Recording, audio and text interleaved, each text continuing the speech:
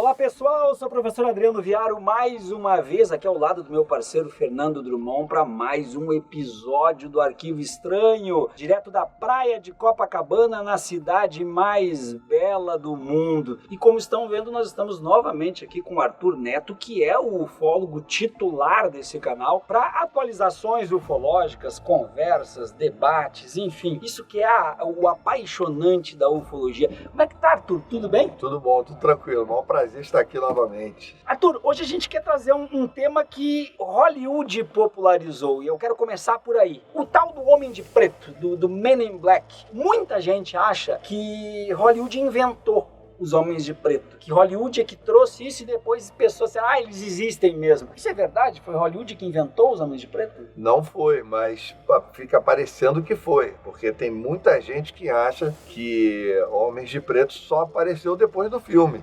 Ou melhor, a referência principal é o filme, né? Que, aliás, eu acho maravilhoso o filme. Muito bom mesmo. É muito bom. Mas, na realidade, é um personagem muito antigo que surgiu, vamos dizer assim, na época mais remota da ufologia, década de 40, de 50, mas ele também veio sofrendo contaminações. Então, hoje, existem pessoas que dizem, ou existe uma tese que diz que esses seres não seriam humanos, que seriam também extraterrestres. Os homens. Os Homens de Preto, que eles teriam, vamos dizer assim, poderes especiais, que teriam aparência de seres estranhos e tudo mais. Eu acredito que tudo isso seja uma grande contaminação. Na minha opinião, eu acredito que isso lá nos primórdios pode ter sido alguma agência criada para abafar e para intimidar testemunhas. E aí eles verificaram que isso deu certo e também foi criado um mito em cima. Eles devem ter pensado, então deu certo, nós fomos mistificados, então vamos manter o mito porque funciona. Eu imagino assim, vamos dizer, que tenha sido vaza o primeiro caso de ufologia, vamos pegar a 47, tá? Vaza o primeiro caso de ufologia e aí surgem funcionários públicos com a missão de vamos fazer o pessoal calar a boca, ninguém pode revelar e vão da forma mais discreta possível, que para a época seria terno preto, todo de preto, um carro clássico, aqueles Landau, né? Um carro clássico para lá visitar as pessoas e fazer calar a boca, seria mais ou menos isso. Isso, e essa, eu acredito até que essas características compõem o personagem, porque até hoje eles mantêm o mesmo personagem. Os caras chegam de preto, de terno. Isso no filme ou na vida real? Na vida real. Meio FBI, hoje, né? Em Varginha eles chegaram dentro do personagem. O que aconteceu em Varginha? Chegaram todos de terno. Me parece que nem todos estavam de preto, mas todos estavam de terno. Chegaram num carro diferente, um carro antigo, um carro escuro, e que ficou na porta, porque o que a mãe das meninas nos disse, estivemos pessoalmente com ela, é que ficou um cara dentro do carro, do lado de fora da casa, e só entraram 3. E desses 3, só um falava. E esse um que falava, ela disse que não tinha o sotaque de Minas. Ou seja,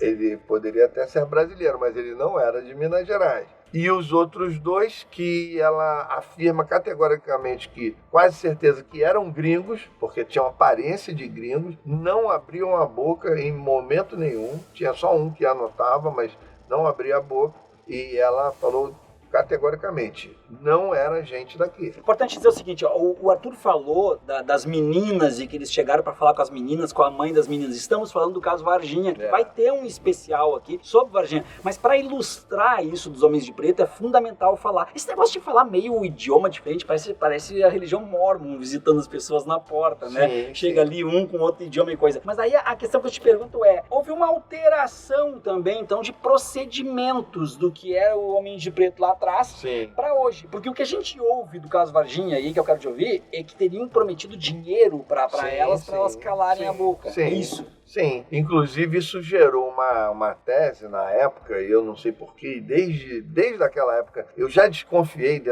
desse ponto de vista, gerou uma tese que não seria nada disso, que seria gente de uma outra televisão que estava querendo, tipo assim, desqualificar o caso e ao mesmo tempo confrontar a TV da época, que era a Globo, ou seja, desqualificaria o caso e desqualificaria a Globo. Globo. Então, na época, levantou-se a possibilidade de ser uma TV concorrente, fazendo o personagem para desqualificar tudo, porque na época, nem todos sabem, a audiência era estúpida. Eu lembro. Era audiência. Fantástico. Nós tivemos acesso a essa informação, era audiência de 60 pontos. 60 pontos, na época, o diretor falou para nós que era final de Copa do Mundo ou último capítulo da novela. O Jornal Nacional falou, Fantástico falou, mas é importante dizer uma coisa, o Drummond, se te oferecem 100 mil reais para tu dizer que tu não viu algo que tu viu. Mas não era coisa de 100 mil reais, não. É mais? Era muito mais. Então... Era mais faculdade para as filhas até se formar, casa nova. O que eles disseram é que elas nunca mais precisariam trabalhar. Meu amigo, eu não vi nada. Não sei nem quem é. Eu tô falando isso porque tem alguns pesquisadores de ufologia que pararam de dizer que viram, né? Não precisamos citar nomes, Sim, mas não acredito que tenha sido por isso. Não acredito que tenha sido por isso. Aí eu acredito que tem um mito aí também por trás. Mas eu tive a oportunidade, eu tive um bom relacionamento com a Kátia, que é uma das meninas, é a mais velha, né? Que não era das irmãs. E a gente conviveu durante alguns dias, porque a gente foi num evento junto, a gente ficou hospedado no mesmo hotel, eu convivi com ela, almocei com ela e tal. E um dia eu perguntei pra ela isso. Eu falei, por que você não aceitou aquela grana? E ela chegou e falou assim, eu não dormiria em paz. Eu dormiria em paz num colchão d'água, com penas gigantes. Eu achei bacana, mostrou que tem uma pessoa de princípios e tudo mais. Mas eu também sou de princípios. Eu sei, mas agora pra eu não falar nada. Mas a questão não é essa. Eu guardo segredo de graça, Arthur. Sim, mas o que eu entendi é que não era questão do dinheiro, aceitar ou não aceitar. Era uma questão para elas, na efervescência de tudo que estava acontecendo na época, e elas estavam muito amedrontadas com tudo aquilo. Você tem ideia, toda vez que nós íamos gravar qualquer tipo de entrevista com elas, às vezes com televisões do exterior e tudo mais, elas choravam. Elas choravam, tinha que interromper a gravação, acalmá-las para que elas depois pudessem completar o depoimento. Eu quero saber do pessoal se vocês aceitariam dinheiro para dizer que não viram um alienígena, se de fato tiverem visto, e eu já respondo. Mas não é qualquer, peraí, tem que formular a pergunta então direito. Vai, formula. O dinheiro para você não precisar trabalhar mais na vida. Isso. E negar que você viu. Diz para nós. Mas e outra coisa, só para pegar esse gancho, Arthur, nós temos hoje aqui 2 visitantes, Paulo e Margarete, casal amado por nós, e você pode se tornar membro. Se torna membro aqui, que tem vários benefícios, inclusive vir aqui ao estúdio. Participar conosco. Que depois vocês vão ver, porque vão ter os vídeos de make-off, vídeos de bastidores, vocês vão visualizar também. Eu quero me posicionar também. Eu quero me posicionar também. Eu não aceitaria. Então, mas só para complementar. Eu não aceitaria. Peraí. Tá, mas deixa eu dizer por quê. Calma aí. Deixa eu me explicar, gente. Eu não aceitaria porque... Chega uma mala de 1 milhão. Não interessa. Só que eu ia escolher da minha mulher que eu recebi a proposta, evidentemente. Eu não aceitaria pelo seguinte, porque tu ter a possibilidade de revelar algo deste tipo pro mundo, independentemente se vão acreditar em ti ou não, pra mim não tem dinheiro, cara. Não tem dinheiro porque eu tô revelando a existência de vida. Agora, claro, se me perseguirem de sério... Vão te chamar de maluco, aquele barbicha é maluco. Mas já fazem isso aí de graça. Eu vou fazer que nem tu já faz. Eu vou fazer ganhando. Resumindo, eu não aceitaria dinheiro. Agora, se a pessoa dissesse assim, ou tu cala a boca ou tu morre, aí eu calo a boca. A vida é mais importante do que o dinheiro. Ou seja, você não é ambicioso, você é medroso. Não, é que eu, ficando vivo, eu daria um jeito de falar, mesmo dizendo que calei a boca. Vai, Arthur. Não, para complementar o racional, a questão não é de você receber ou não receber. A questão é o seguinte, qual era a origem desse dinheiro? Quem eram essas pessoas? Será que eles iam realmente cumprir com essa promessa deles? Será que esses valores eram tudo isso mesmo? Dizem que eles estavam com uma mala, mas eu acredito que o dinheiro não estava ali. Eles não estavam levando o dinheiro numa mala, até porque caberia muito pouco numa valise. Então é o seguinte, a questão não é essa, a questão é o seguinte, quem são essas pessoas? Por que estão nos oferecendo esse dinheiro? De onde é esse dinheiro? Será que esses caras vão cumprir e tudo mais? Uma coisa que também... muita gente em Varginha recebeu esse dinheiro? Não, acho que ninguém recebeu. Ninguém? Ninguém. Não. Isso ficou Foi só para as garotas. Foi só Eu para não sei elas. se a velha lá, velha, né, a senhora, se assim... Por favor. Eu não sei. Idosos do meu Brasil. Relevem. Ele Idosa. tem lugar de fala. Eu não sei se a idosa, aquela senhora, aquela do zoológico Dona também. Terezinha Kepfer, já Sabe que é o nome daqui, eu saudosa, chamei de velha. Ah, já morreu? Já até morreu, meu Deus do céu. Menos mal que morreu, eu disse, cara. Tá cada vez pior. Tá cada vez pior. Não, eu acredito também é o seguinte, as pessoas têm que ter essa noção. Esse tipo de abordagem, isso não acontece pelo fato de uma pessoa ter visto alguma coisa de cunho ufológico. Não é suficiente. No caso das meninas, foi mais contundente porque eles precisavam que houvesse um desmentido. Eles precisavam que elas se expusessem dizendo que não viram nada. Não era só calar a boca. Não era só calar a boca. Era dizer eu não vi. Aí eu me começa enganei. a mudar. Tinha que ir para a televisão e dizer, olha, nós inventamos, essa história nunca existiu. Nós não vimos, nós nos enganamos. Era um outro nível de procedimento. Por isso, talvez se tenha dado tanto valor a essa história. Mas o que eu ia dizer é o seguinte, elas continuaram, depois dessa visita, elas viram esses homens mais 2 vezes. E deixa eu te fazer uma pergunta em relação a isso. O que de fato tem no filme que não tem na vida real? Porque, por exemplo, aquela, né, caneta de apagar a lembrança e tal. Então, aquilo parece ser uma... ficcional, senão eles Ficcional. É uma caricatura do a gente vai fazer tu calar a boca. Do esquecer. É uma caricatura artística, né? Sim, eu acho que é uma caricatura também de pode-se fazer algum procedimento de te fazer esquecer, perder essa memória. Uma lobotomia, uma lavagem cerebral, alguma tipo coisa. De procedimento seria esse, mas me parece que existe esse tipo de coisa. Era usado na guerra, era usado entre os espiões, era usado na Guerra Fria. Alguma coisa desse tipo deve permitir que você apague essa memória. Então, ali acho que é uma ilustração. E teria uma base para esses homens de preto, como a gente vê no filme, que chega e tem cada ET de um. Na verdade, o filme mostra... Provavelmente tem um departamento. Na verdade, o filme mostra que eles têm algo muito camuflado, né? A base fica num prédio normal, que tu não desconfia, né? Então, muito camuflado. Então, são elementos artísticos que trazem a ideia os alienígenas estão entre nós e os homens de preto também estão entre nós para tentar ouvir e desmistificar isso de alguma forma, né? Então, eles trazem essas ideias do próprio recrutamento, né? O cara que é homem de preto, ele fica pro resto da vida, sendo até quando ele deixa de ser, não tem como, a não ser que faça ele esquecer. Né? E por outro lado, tem uma questão também. Existe uma referência que eu posso mencionar como experiência, é o seguinte, só o fato de você receber recados indiretos de setores de inteligência, de você perceber que provavelmente você está grampeado, você perceber que tem carros estranhos na sua porta. Só isso já gera um desconforto de tamanha, por mais que você não deva nada, que você seja um cidadão comum, seja um cidadão de bem, isso já gera um desconforto tremendo, que a gente não faz ideia. A gente pensa que é glamuroso, é arquivo X, você está sendo perseguido por instituições de inteligência. Nada disso, cara. É extremamente desconfortável, estressante, é uma coisa que incomoda no íntimo. E aí você imagina os caras de preto, de óculos escuros, baterem na tua porta. Você entende? Existe um fator psicológico muito importante nesses... É por isso que eu acho que isso não tem essa mistificação toda. É um departamento que descobriu um personagem e o personagem deu resultado, então vamos continuar utilizando esse personagem. Acho que a partir do momento que tu faz um filme desse, os próprios homens de preto, ou os organismos que têm os homens de preto, devem adorar o filme. Deve adorar. Porque o filme faz com que ninguém leve a sério. Favorece e favorece o mito. Claro. Ao mesmo tempo favorece o mito. Está ajudando a consolidar esse mito. Então, hoje se fala que tem uns camaradas aí, uns alucinados aí, que só porque divulgaram uma foto, já os homens de preto estão me procurando, estão me É mais ou As pessoas menos entram no personagem. É como os paparazzi, né? O cara é um Zé Ninguém da Silva, Exatamente. vai pra beira da praia em Copacabana, passa alguém com celular, estão me fotografando, mas tu é quem? A fila do pão, cara?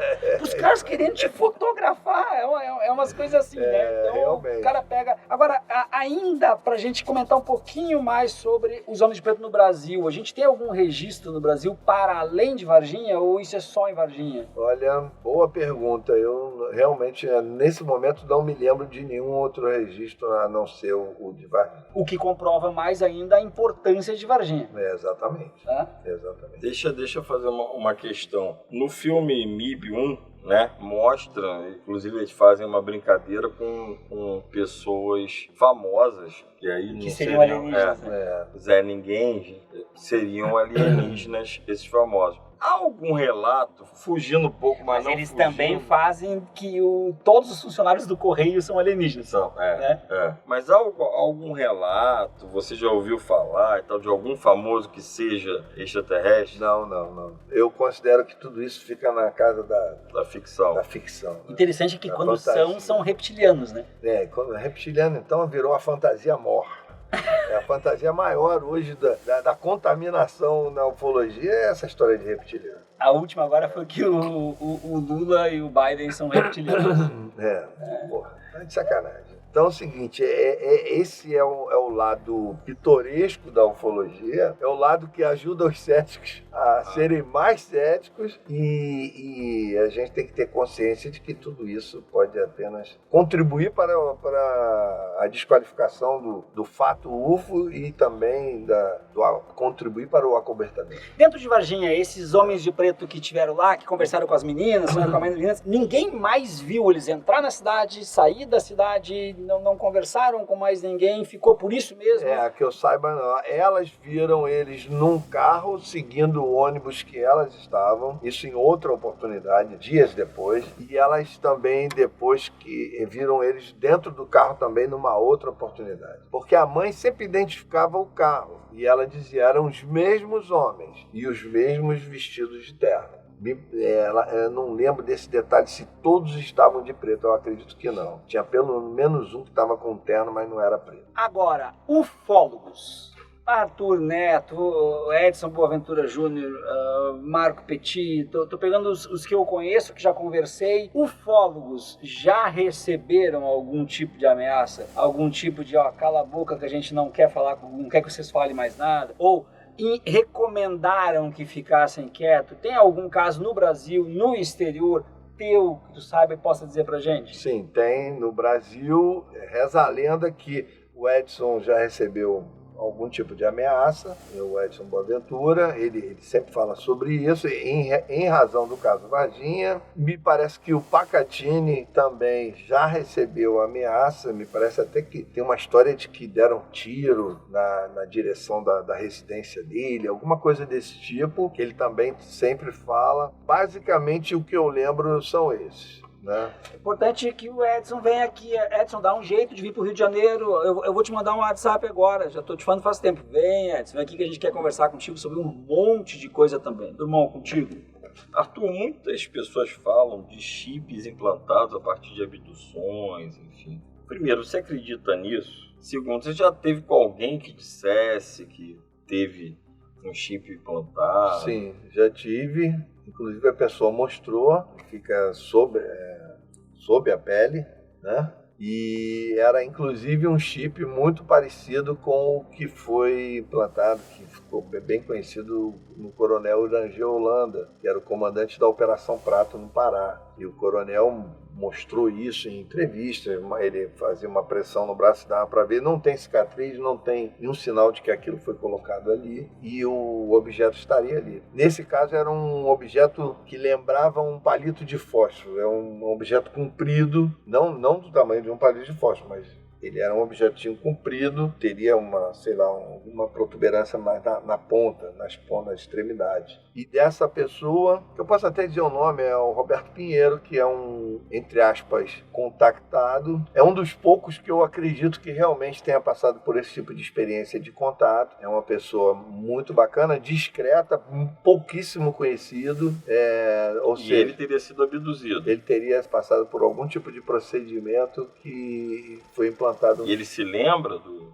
Ele se lembra. Ele se lembra de ter visto naves e objetos, ter tido comunicação, algum tipo de coisa assim, mas ele não lembra, não lembro agora se ele se lembra conscientemente de que ele esteve dentro de uma nave, que algum procedimento foi feito. Qual o interesse em colocar um chip na gente se eles, teoricamente, são muito mais evoluídos? Existem várias especulações, né? E existem também, vamos dizer assim, um histórico de que hoje a nossa própria cultura de chip, que agora está partindo para os seres humanos, né? Começou nos animais, passou para os cães. Hoje o teu cão pode ter um chipzinho com endereço, com tudo dentro dele, é um componente de segurança. E agora está chegando nas pessoas, né? Outro dia eu vi uma reportagem aí de pessoas que estão colocando esse tipo de aparato na pele com todas as informações médicas. Existe uma ideia de que no futuro você vai ter alguma coisa parecida com todas as informações médicas, principalmente para pessoas que têm doenças crônicas, que às vezes necessitem de atendimento de emergência. Isso já se projeta para um futuro próximo. Teria sido copiado, então, desses chips. Tudo indica que essa cultura já vem dessa questão dos chips. Não sabe exatamente, mas é mais ou menos por aí. Agora, o que se diz é o seguinte, tudo é especulação. Mas o que se diz, sempre se falou sobre isso, é que esses chips seriam para você ser encontrado com facilidade, ou que esses chips monitorariam algum tipo de fator biológico do seu corpo.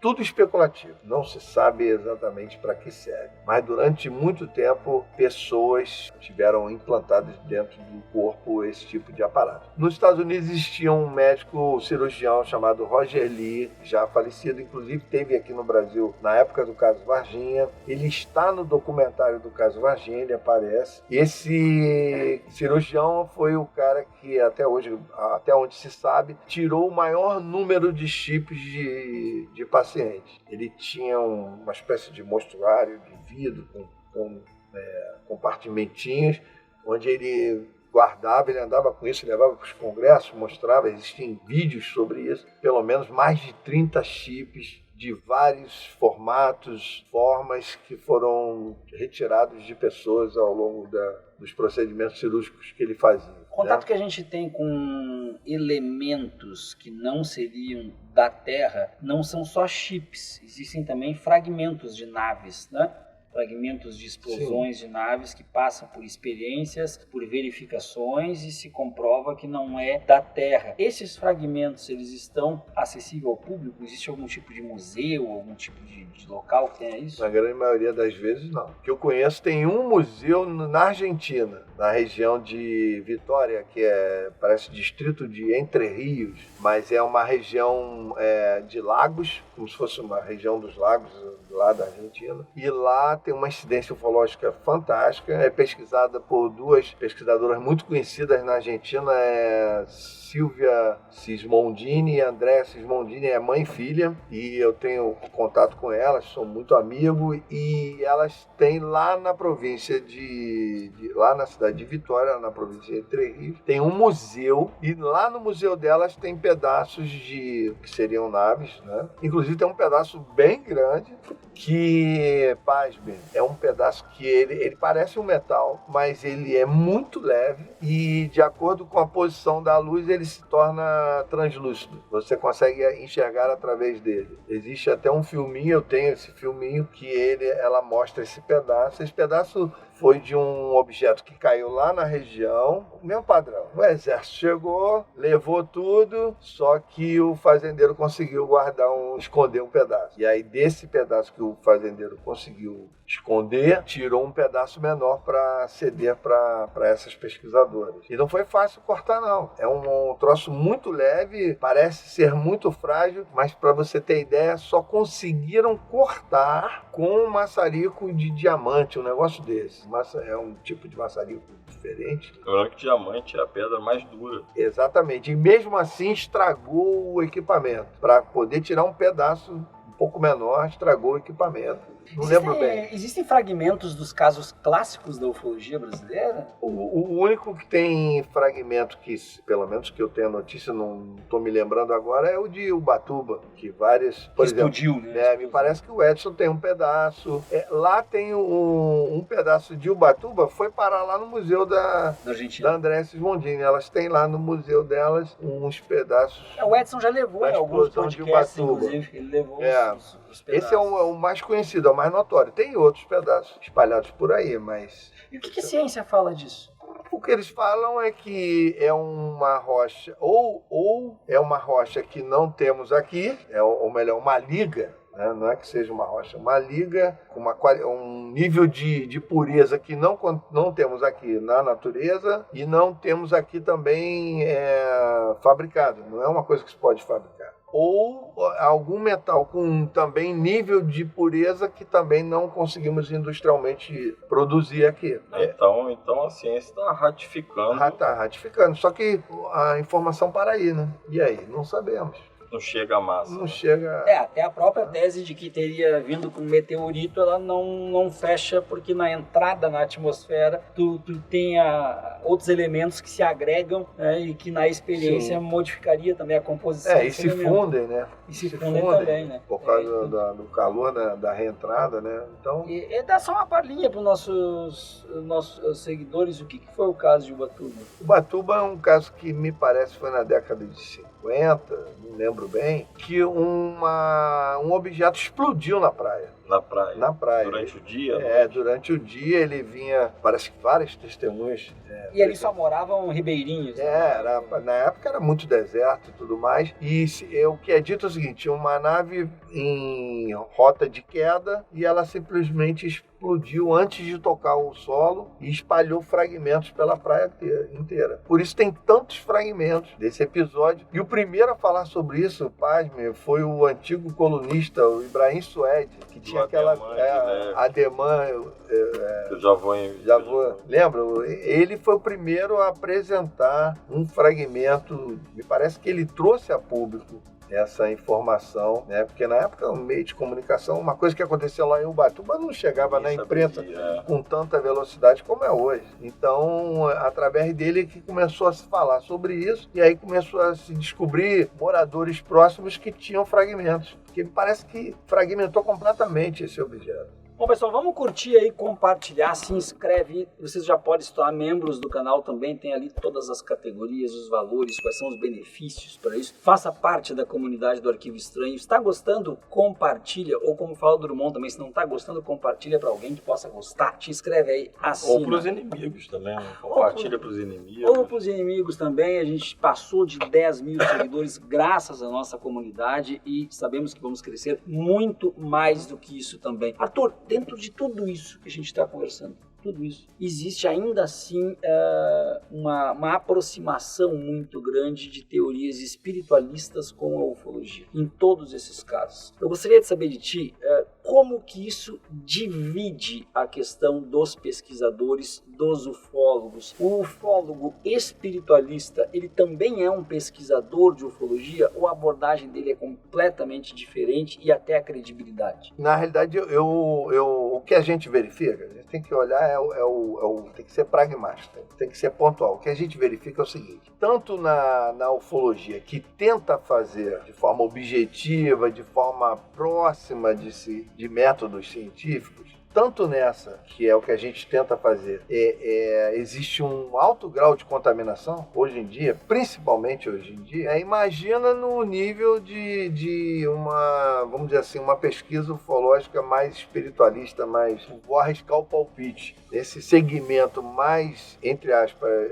espiritualizado, com um ponto de vista mais esotérico, mais sobrenatural, o nível de contaminação é absurdo. A viagem na maionese é completamente absurda. Até porque raramente as pessoas se preocupam em fundamentar alguma coisa. A resposta mais comum é fulano canalizou. Os caras falam o que querem. Pô, tem caras aí que conhecem tudo, sabem quem são os seres, tem nomes, sabe o que esses seres comem, de planeta que eles vêm, quais são as intenções, qual é a agenda. É um verdadeiro absurdo. Mesmo gostando de ufologia, é extremamente arriscado você botar fé em determinado tipo de coisa. O que eu tenho visto ultimamente é onde o ego dessas pessoas se projeta num nível fora da... Botam até Jesus Cristo na mesma mesa conversando com o reptiliano. Nossa, tem uma coisa assim. Hoje em dia é vergonhoso. Eu tenho esses caras com muita coragem ir para as redes sociais falar. Mas aí eu chego na pergunta que eu queria: por que essa ufologia espiritualista, ela dificilmente está presente nas análises dos casos clássicos da nossa ufologia? A gente não vê esses falando de Varginha, falando da Operação Prato, falando da Noite Oficial dos OVNIs. A gente não vê. Por quê? Eu arriscaria dizer que são grandíssimos teóricos, né? Da mesma forma que na ufologia dita científica ou mais objetiva que seja, tem gente que não sai de trás do teclado, nunca pesquisou absolutamente nada, entendeu? Ufólogo do Google. Exatamente. Nesse outro lado é muito maior esse tipo de coisa. Porque é tudo teórico. É tudo extremamente teórico. É extremamente... Não é uma coisa objetiva. É uma coisa mais... E é importante dizer para vocês, nós não estamos fechando as portas para nenhum tipo de abordagem. E nós pretendemos, inclusive, trazer aqui profissionais, pessoas, ufólogos da ufologia mística e espiritualista, como queiram. Até porque, Arthur, a curiosidade que eu tenho, tô sendo sincero com o público, a curiosidade que eu tenho eu tenho daqui a pouco, Drummond, médiums, e eu tenho um médium que incorpora Xangô da Justiça, eu tenho um médium que incorpora Zé Pilintra, pode me ajudar com outros nomes também, e de repente na mesma mesa eu tenho um médium que incorpora o ET Bilu. Então a gente quer trazer o pessoal aqui para conversar conosco também. Vem! Aliás, eu diria... Busquem conhecimento. Ninguém está debochando mais aqui. Aliás, eu diria como complemento que é exatamente isso. Não se pode descartar... Primeiro, não se pode descartar esse componente extrafísico, diríamos, sobrenatural do fenômeno OVNI. Não se pode descartar. Isso aí é ponto importante de ser dito. Porque quando você está diante do fenômeno real e com uma certa proximidade, é muito difícil você diferenciar. Aquilo ali tem um componente extraordinário, sobrenatural, meio messiânico, porque você imagina, você está a 1 quilômetro de um equipamento, entre aspas, extraterrestre, e o cara sabe o que você está pensando, e ele sabe o que você está falando, e eles agem diretamente proporcional à sua reação, então você começa a verificar que existe uma interação ali. Para você dar um pulo, um salto e chamar aquilo de espiritual é um estalar de dedo. Por isso as pessoas têm esse ponto de vista tão de venerar esse fenômeno, porque tem esse componente. Isso aí não podemos descartar. É como o Rony falou aqui de uma outra vez, uma coisa que num determinado momento ele é extremamente subjetivo, imediatamente ela pode se transformar numa nave concreta, com fuselagem, que abre uma porta que descem seres. Ou seja, uma coisa que há 1 segundo atrás era completamente subjetiva, era uma materialização no céu, ela em outros minutos ela já se transforma em algo concreto, objetivo, que se pode medir, que se pode mensurar. Então esse componente é o que deixa a gente muito... vamos dizer assim, muito curioso para saber o que é isso. Imagina, portais que se abrem e que seres saem. De onde vem isso? Estão vindo de outra dimensão? Estão vindo de um buraco de minhoca? Eles estão vindo, sabe-se lá da onde? Isso é uma tecnologia? Ou isso é algo que o universo já tem na sua própria formação e permite que esses caras trafeguem dessa maneira? Não se sabe, é extremamente especulativo. E como é que tu procede quando alguém deste campo da ufologia senta na mesma mesa, nesses congressos que tu vai, senta na mesma mesa e tenta explicar aquilo que tu tem a tua explicação através de uma forma somente mística? Eles são abertos ao diálogo? Não, isso Deixa eu emendar uma pergunta. Há ufólogos sérios que acreditam, por exemplo, no ET Bilu? Não. Se for sério, não vai nem tem como, né? Numa brincadeira. Sim, eu só tô jogando não vai acreditar numa brincadeira dessa, né? Porque isso tudo... uma grande farsa. Isso tudo virou uma grande brincadeira. Não sei até que ponto isso é uma farsa ou não, se foi produzido com essa finalidade ou não. Mas isso, o bom senso não nos permite dar credibilidade a algo desse nível, entendeu? Eu diria até, existem outras coisas que poderiam até ser mais sérias do que isso, que também... fica difícil você dar credibilidade a esse tipo de coisa. Porque é o tal negócio... Mas não esqueça, eles são abertos ao diálogo, o pessoal da ufologia espiritualista? Olha, eu tenho pouco contato com isso. Geralmente existe um respeito recíproco, né? Uhum. Porque chega uma hora que as coisas que são ditas, elas são tão infundadas. E o detalhe mais importante, aonde você, hoje, 2023, aonde você detecta, no meu caso, né, que eu sou um dinossauro da ufologia, 35 anos de ufologia, onde você detecta justamente essas variáveis infundadas, estão nos clichês, cara. Os clichês são muito antigos. Eles são esse clichê de o cara se achar escolhido, esse clichê do cara se achar amigo dos ETs. Tudo isso é muito clichê. Tem gente que se diz amigo dele. Todo. O cara foi abduzido e tal. Porque o outro lado também tem que se levar em conta. Por exemplo, eu costumo dizer que o pesquisador, por mais sério que ele seja, se ele é pesquisador, se ele vai para os locais onde o fenômeno acontece e ele se expõe à possibilidade de presenciar esse fenômeno, ele é o cara que está mais perto de virar protagonista. E ele pode ser o pesquisador mais sério do mundo. A partir de um momento que ele se coloca como protagonista, ele já começa a causar dúvidas da credibilidade dele. Porque a maioria das pessoas tem dificuldade em acreditar que você teve alguma forma de contato. Então, você vê o contraponto, né? Então, aí você já tem essa dificuldade. Você, por exemplo, eu já tive experiências que eu prefiro não comentar.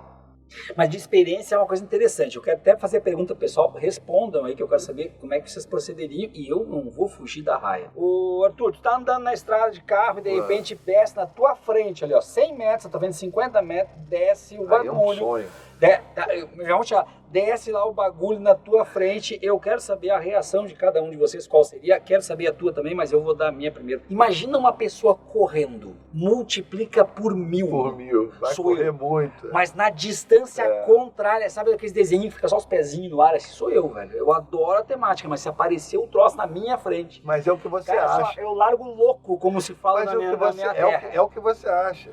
Talvez na hora aquilo seja tão lindo, eu vou ficar em casa que você vai ficar, você vai ficar dentro do carro maravilhado, entendeu? Sereno, sem medo, sem nada. Isso já aconteceu, entendeu? Como é que tu fica ali? Não, eu já fiquei. Ah, tu já ficou? Eu já tive esse tipo de experiência. Então conta pra gente. Mais de uma vez. Então conta pra gente. Então você, na realidade, você acaba serenando. Sorriso de orelha a orelha. Você viu aquela cara, sabe aquela cara de Papai Noel? Uhum. Papai Noel de adulto. É uma coisa que... Onde é que foi a experiência? Não, a mais contundente a qual eu estou me referindo, as sensações vêm à memória, foi aquela famosa que mostrou no De Carona com o OVNI, eu e o Júlio, que nós vimos uma luz de 60 metros de diâmetro que tomava a montanha toda. Parecia uma solda elétrica de 60 metros de diâmetro. Uma coisa que você olha e não tem a menor dúvida de que aquilo não é desse mundo. Entendeu? Essa é a questão. E durou quanto tempo? Durou nós calculamos em torno de 6 minutos. entre idas e vindas, né? Ele ficou parado olhando. Porque nós estávamos no topo de uma montanha olhando para outra montanha. Uhum. E tudo estava acontecendo na outra montanha. E passou um carro embaixo daquele objeto. E o carro foi tomado de luz. E a gente de camarote assistindo, aquele cara é o protagonista. Nós estamos há 9 anos procurando essa pessoa. E nunca... Do carro? É do carro. Porque ele foi o verdadeiro protagonista. Então você acha que ele foi abduzido? Não, ele não foi abduzido. Ele vinha em velocidade, deu para ver perfeitamente. O objeto estava aqui, aquela luz tomando a montanha. Ele vinha em velocidade, ele freou bruscamente, mas ele não parou, porque quando ele freou, ele já estava debaixo da luz. E ele foi passando devagarinho e eu assistindo no binóculo e vibrando com o Júlio, falando... O cara tá tomado de luz e tal, a gente comentando. Onde que foi isso? Foi lá na Serra da Beleza. Serra da Beleza. E aí, quando ele passou do perímetro daquela luz, ele acelerou numa estupidez. Que ano que foi isso? Foi 2013. 2013, Serra da Beleza. Se tu tá nos vendo, ô criatura. 3 de agosto 3 de de agosto. 2013. Se era tu que tava no carro. Sábado, às 9h30 da noite. Então, manda pra gente aí o teu contato, entra em contato, manda um comentário se é tu e a gente quer conversar com a gente. Trazer em primeira mão esse cara. Imagina. A gente vem procurando essa pessoa. Apareceu um casal há pouco tempo, que aliás eu tô para gravar com eles, e eu batendo um papo com esse casal, por 10 minutos eu tive a sensação de que tinha encontrado aquela pessoa. Mas aí depois a gente foi cruzar outras informações, datas, o estado da estrada da época e tudo mais, e a gente verificou que não eram eles, não era esse casal. Mas esse casal teve uma experiência no mesmo local e não menos extraordinária. Porque esse casal foi a mesma coisa, eles passaram naquela localidade, o objeto estava lá, e aí eles tentaram se evadir do objeto, quando eles viram que o objeto estava em cima do carro, iluminou tudo, e eles tentaram se evadir e o objeto não permitiu, cara. O cara acelerava o carro com toda a força, a roda, e o objeto puxando o carro para trás. E ele e a esposa entrou em pânico, e aí eles naquela luta, querendo fugir, o objeto, uma espécie de tração puxando, não permitindo que eles fugissem. E aí veio um segundo carro. E quando veio o segundo carro, acho que os caras desistiram. E aí soltaram ele. E aí ele sentiu o solavanco do carro quando o carro foi solto, quando aquela força. Então, quer dizer, uma experiência extraordinária. No mesmo lugar, na mesma montanha, com a mesma referência de ser Serra da Beleza. Então, Eu quero pedir pro pessoal, tira as crianças da casa agora, da sala agora. Tira as crianças da sala, porque agora o assunto é mais 18, sabe? Mais 18, tira. Sabe que... Cuidado com os patrocinadores. Tu sabe que homem é bicho triste, né? Homem é bicho... Falando do homem mesmo, gênero, homem. Tá? Sim. Homem é bicho triste. Então eu fico pensando nos relatos que eu leio. O que deve passar pela cabeça da criatura? Uma nave viaja milhões de anos-luz para chegar na Terra só para uma alien fêmea dar pro cara aqui na Terra. E o cara conta o relato, dizendo que me levaram para a nave e foi maravilhosa a transa que eu tive com a ET. Maravilhosa. O homem é incrível, né, cara? O homem, não basta ele se achar o bambambam, a bolacha mais recheada, como vai vir uma ET do raio que o parta literalmente para dar para ele na Terra. Na Terra. Então, eu quero conversar contigo sobre esses relatos de abduções que rolam sexo, que rolam relações. E outra coisa, quando quem transa é o alien macho, não é o alien fêmea, não transa com mulheres humanas, não. Aí eles enfiam uma sonda anal no homem da Terra, né? É umas coisas assim impressionantes. Então eu quero te ouvir sobre isso. Relatos de abdução que rolam sexo. Já ouviu falar? Já leu a respeito? Não, é claro, eu achava... fiz sexo. Já fez sexo com alienígena? É meu sonho, uma ET gata, pô. Mas é o seguinte... Uma ET.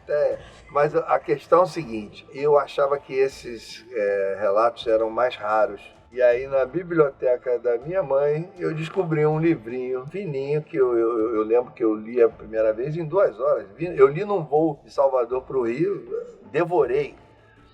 Que é um livro só de casos sexuais, de contatos com ETs sexuais. quase que É um livrinho fininho. Vídeos, É um livrinho fininho, mas as histórias interessantíssimas, algumas de fora do Brasil, outras do Brasil, mas histórias... O mais famoso é um dos clássicos da ufologia brasileira, que é o do Antônio Vilas Boas, em 1958, lá em Nós Minas fizemos Gerais. um vídeo curto sobre esse caso, tá aqui no canal, vai lá e Então, assiste. Esse é um caso clássico de relação sexual. O outro é um que está no meu canal, que é o depoimento do próprio protagonista, que é o Jacomillier, já falecido, já tem alguns 6 meses mais ou menos que faleceu. Jacomillier, lá da cidade de Mucugê, da Bahia, lá da Chapada Diamantina, que a cidade inteira sabia que ele tinha tido Eu fico pensando, uma relação com uma ET. Eu fico pensando, tu chega pro cara que ele é metido ao pegador, né? Tu diz pra ele assim, quantas tu já pegou na tua vida? Ele diz pra ti, humanas ou não humanas?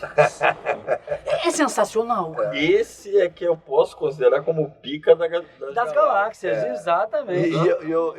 É importante... Agora, teve algum caso, só te cortando, mas já te cortando, teve algum caso relatado de um filho de uma ET? Fruto dessa relação. Sim, do Jacomillier. Jacomillier, a história dele, é importante dizer, isso não é nenhuma alucinação, isso não é uma pessoa, ele tem uma história. A história, tudo leva a crer, pela nossa análise como pesquisador, a história dele não é só a história, ele tem um histórico de vida, ele tem um histórico de credibilidade na cidade, é uma pessoa séria, é uma pessoa que durante todas as narrativas dele, você não consegue perceber os famosos clichês que são o gatilho para determinar se aquele cara está contando uma história, porque tem muito isso. Você na busca de uma análise de um depoimento sério, existem alguns fatores que, por exemplo, existem alguns pontos, quando você ouve uma história ufológica, existem alguns pontos que você não vai encontrar na bibliografia,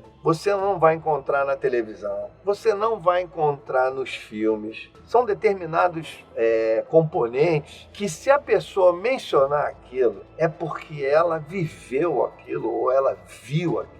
Não tem como ela ter essa informação, salvo alguns enganos. Não tem como a pessoa leiga, que nunca tratou de ufologia, ter aquele tipo de informação. Então isso acaba servindo como balizadores de credibilidade de determinadas histórias. Um dos principais é o seguinte: quando a história é verdadeira, ela é isenta de alegorias e adereços. Ela é uma história crua, com as limitações do conhecimento daquela pessoa, daquela testemunha. Ela é nem ao mar nem à terra, nem omite informação e nem enfeita demais. Então você consegue, e não é a verdade, quando você vai se habituando, muitos depoimentos, muitos anos ouvindo pessoas, a verdade, ela tem uma energia, né, cara? Ela tem uma vibração. O som, ele tem padrões vibratórios. Quando a pessoa mente, tu percebe que ela está mentindo. Se você teve um amigo mentiroso de infância, você sabe, você acaba ficando treinado involuntariamente de saber até quando aquela pessoa está falando a verdade e a partir de quando ela começa a mentir. Ainda tem esse detalhe, ainda tem essas variáveis. Então é o seguinte, eu entrevistei esse senhor, eu levantei todo o histórico, eu entrevistei vizinhos que viram os objetos pousados nas terras dele. Eu fui lá e vi o resquício da marca de 25 metros que tinha no quintal da casa dele. Ele me deu o capim que na época foi retirado do centro da marca. O capim sofreu um efeito micro-ondas, ele não queimou por fora, ele estava intacto por fora, ele queimou da raiz por dentro. Isso indica um efeito micro-ondas, não queimou por eletromagnético, não queimou por chama. Então, quer dizer, nós fizemos uma série de avaliações e eu me arrisco a dar o palpite de que ele estava falando a verdade. E aí a criança teria ido embora? Não, ele teria sido levado para... Não, mas ele teve uma filha com... Então, ele teria sido levado, teve uma relação com uma mulher, foi devolvido. 5 anos depois ele foi levado novamente. E quando ele foi levado novamente, foi apresentado a ele o filho dele. E esse filho está onde? Esse filho estava com 4 anos de idade. E ele... Mas levaram de volta o filho? Está no meu canal. Entra lá e assiste a história de Jacomillier. Eu mostrei isso em congresso, 200 pessoas choraram, cara. Por quê? Mas o filho não está na Terra. Não, o filho ficou lá. O filho ficou. E ainda teve uma terceira visita, o filho já um homem, já adulto, e os caras falaram, tá vendo aquele lá? Aquele lá é o teu filho. E era o filho dele. Ele foi visitado pelo menos... E ele seria que espécie? Não, são seres humanos. São... São homens normais, morenos, homens normais, seres humanos. A mulher que ele teve relação era uma mulher linda. Ele fala, né? E por que ele foi o escolhido para isso? Não sabe. Não sabe, pode ter sido um acaso. O que acontece? Quando a gente estava entrevistando ele, ele vai contando a história. E eu estou aqui como bom cético, né? Porque esse é um detalhe importante. As pessoas pensam que o pesquisador sério de ufologia é aquele que acredita em tudo. Não é, cara. É o contrário. A gente já parte do princípio que não acredita em nada. Você, com todos os parâmetros e com a sua história, com a qualidade da sua história, pelo ponto de vista da ufologia, você que vai ter que nos convencer de que aquela sua história é boa, que aquela sua história tem pelo menos um percentual altíssimo de probabilidade de ter acontecido. É o caso do Jacob Miller. Então eu lá, quando ele vai contar a parte que ele vê o filho, ele se emociona de um tal jeito, e você vê que aquilo ali não é forçado de maneira nenhuma. Em que lugar mostraram o filho dele? E ele se derrama em choro. Isso foi aonde? Na casa dele? Na casa dele, lá em Mucugê, a gente gravando com ele. Ele tinha um trecho... Não. Onde é que foi que mostraram o filho dele? Lá no local que ele chama... Ele diz que é um satélite desses seres. Ele não diz que é planeta, que é nada. Ele falou, uma base espacial. Ele falou, me levaram para um satélite deles. Mas é importante dizer para nossa audiência, se for transar com um ET, use camisinha.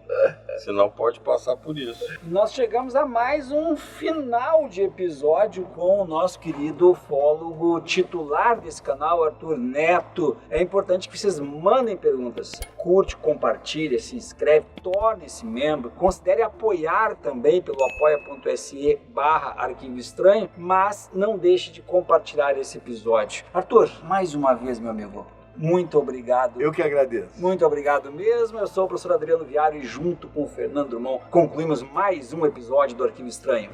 Tchau, tchau. Valeu, gente. Não esquece, aqui embaixo, ó, botãozinho do membro. Galera do Arquivo Estranho, meu nome é Arthur Sérgio Neto. Eu sou ufólogo há mais de 35 anos. Estou aqui participando desse projeto do Arquivo Estranho, é fantástico. E o principal é que aqui a gente procura falar sério sobre ufologia. Justamente por trazermos essa ufologia de qualidade, ufologia baseada em evidências, boas práticas da pesquisa ufológica, é que a gente está pedindo a sua colaboração, o seu apoio. Se inscreva no canal, dê esse crédito, porque você só tem a ganhar com isso, porque você vai ter sempre informação de qualidade na ufologia.